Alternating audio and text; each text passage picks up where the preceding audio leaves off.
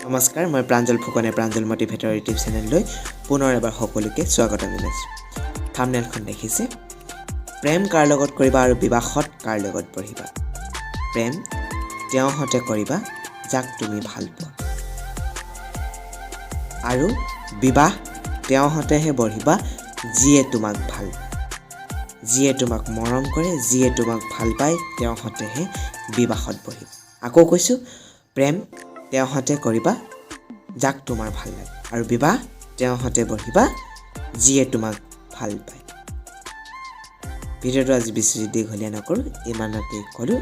যদি ভাল লাগিলে লাইক এটা কৰি দিব, আৰু মোৰ চেনেলটোলৈ নতুনকৈ আহিছে যদি ছাবস্ক্ৰাইব কৰি ল'ব। আপোনালোকক কিবা এটা দিব পাৰিছোঁ নে নোৱাৰিছোঁ নাজানো, অলপ মটিভেটৰ হ'বলৈ এজন চেষ্টা কৰিছোঁ, চেষ্টা সাধ্য একো নাই।